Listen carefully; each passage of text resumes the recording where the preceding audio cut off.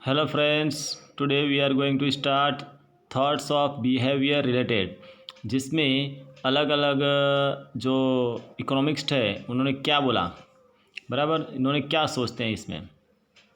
तो पढ़ते हैं अंदर। Management is an art of getting work from others. ये हम पहले से देख चुके हैं कि मैनेजमेंट क्या है कि दूसरों के पास से काम लेने की कला। एज प्रोफेसर उर्विक सैड, प्रोफेसर उर्विक ने क्या बोला कि you manage your man will manage rest of all. मतलब तुम अपने कर्मचारियों को संभालो, शेष सभी कार्य तुम्हारे कर्मचारी संभाल लेंगे। तो ये था बिहेवियर रिलेटेड थॉट्स में। तो लाइक वाइज एम्प्लॉई और a person is having a important place in unit. हम देखते हैं कि कोई भी यूनिट होता है तो उसमें पर्सन होता है, वही इंपॉर्टेंट रोल निभाता है, जो वर्कर होता है वही इंपॉर्टेंट है। तो since the management is being done by a person, management study becomes a study of inter human relations. जब हम कोई भी काम करते हैं मैनेजमेंट में तो उसमें ह्यूमन रिलेशन तो होता ही है। Main point of management task is of human behaviour and human relationship. Hence behaviour related thought emphasise on job satisfaction and increase efficiency of employ by using psychological observation. यदि हम किसी भी कर्मचारी का साइकोलॉजिकल ऑब्जर्वेशन को ध्यान में लेंगे तो उसकी एफिशिएंसी इंक्रीज होगी, बराबर। इसलिए बोला है कि उसको जो क्या काम करता है उस पर ध्यान दो, वो क्या सोचता है उस पर ध्यान दो, वो कैसा काम करता है उस पर ध्यान दो, बराबर। तो concepts like inter human relations, बराबर, जो कॉन्सेप्ट है जैसे कि इंटर ह्यूमन रिलेशंस यानी कि इंसान के अंदर रिलेशन कैसा है, मोटिवेशन दो उसको, leadership, information communication process, disposal of industrial disputes are included in behaviour related thoughts. तो ये सब बिहेवियर रिलेटेड थॉट्स में शामिल होता है, बराबर। उसमें लीडरशिप देने का, मोटिवेशन करने का, इंफॉर्मेशन कम्युनिकेशन करने का, उसके साथ बातचीत करने की, तो ये सब होता है। उसके आगे पढ़ते हैं। Since this approach is psychological, तो ये अप्रोच कैसा है, साइकोलॉजिकल, मतलब कि उसको मानसिक रूप से अपने उसको क्या करने का, एक नया वातावरण देने का। It seems that economic parameter has been neglected. Some writers logically say the human relation cannot be maintained at the cost of productivity, which is the main limitation of this approach। मतलब क्या सोचते हैं कि अगर हम ज़्यादा ध्यान देंगे तो ज़्यादा खर्चा हो जाएगा, तो ये अपने को ऐसा देखना नहीं चाहिए। नेक्स्ट पॉइंट है हमारा 2.2.3 थॉट्स ऑफ मॉडर्न मैनेजमेंट। अब मॉडर्न मैनेजमेंट क्या है वो देखते हैं। A change was occurred in the format of industry and business units after 1960। 1960 के बाद देखते हैं कि जो बिजनेस का जो फॉर्म है वो बहुत ही ज़्यादा चेंज हो गया है। As a result a need of special approach of management was arise, मतलब एक स्पेशल मैनेजमेंट को की ज़रूरत पड़ी बिजनेस में। As management is not confining to only business unit, special professional class of managers were emerged। मतलब क्या बोल रहे हैं कि management is not confining to only business unit, business unit में केवल वो क्या बोलते हैं एक चीज़ नहीं, उसमें बहुत सारी चीज़ें शामिल होती है। कि जैसे कि क्या लिखा है, चलो देखते हैं। Special professional class of managers were emerge, मतलब कि एक स्पेशल क्लास होना चाहिए उसमें मैनेजमेंट का, बराबर।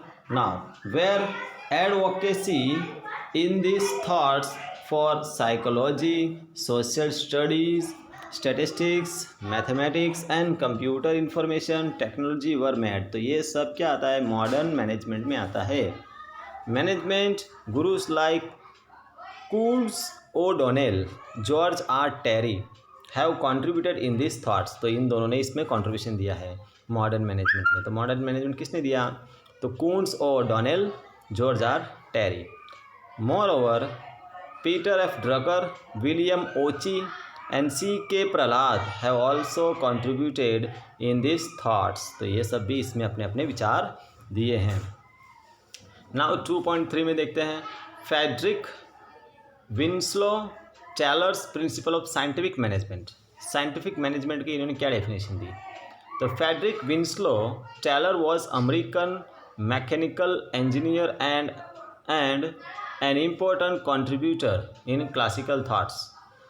In the starting phase, he joined as apprentice in a factory, मतलब कि एक शुरुआत में एक जॉब करते थे एक फैक्ट्री में अप्रेंटिस के तौर पे, मतलब किसी के अंडर में काम करते थे।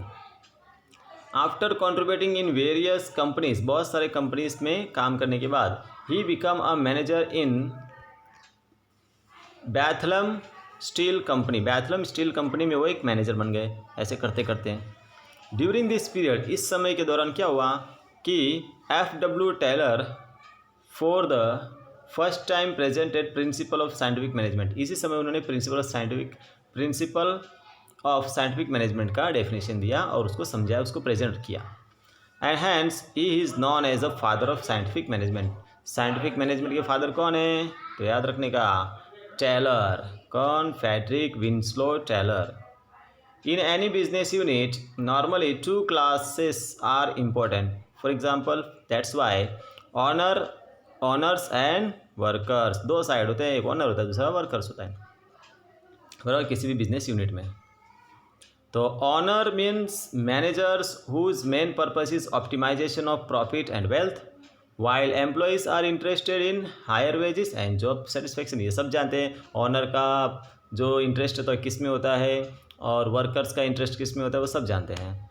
As a result conflict arises in maintaining harmony between two groups. तो इसमें कॉन्फ्लिक्ट्स पैदा होता है दोनों ग्रुप्स के बीच में, क्योंकि उसका होता है कि मैं ज़्यादा से ज़्यादा प्रॉफिट कमाऊँ, उसको होता है कि मैं ज़्यादा से ज़्यादा सैलरी पाऊँ।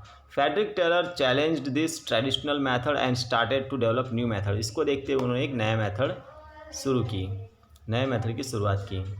Workers were asked to do work as per order in traditional method. तो वो क्या करते थे, वर्कर्स कैसे डिमांड करते थे कि ट्रेडिशनल मेथड से काम करें। तो this is called rule of thumb, मतलब ऐसा नहीं, वर्कर्स वर आस्क्ड, वर्कर्स को किया करवाया जाता था क्या, as per order in traditional method, मतलब उनको जैसा काम बोले, जैसा ऑर्डर तो वैसा काम करने का वो लोग बोलते थे, मतलब मालिक लोग उनको ऑर्डर देते थे, जैसा बोला जाए वैसा करो। तो this is called rule of thumb. तो इसको क्या बोलते हैं, रूल ऑफ थंब बोलते हैं, मतलब मालिक जैसा बोले वैसा करने का और दूसरा कुछ करने का नहीं।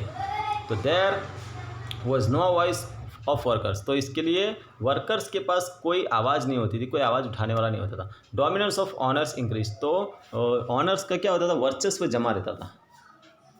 तो this time Taylor presented a new concept with scientific approach instead of the rule of thumb. Rule of thumb की जगह उन्होंने एक साइंटिफिक मैनेजमेंट को जगह दी, तो which is known as scientific management, बराबर।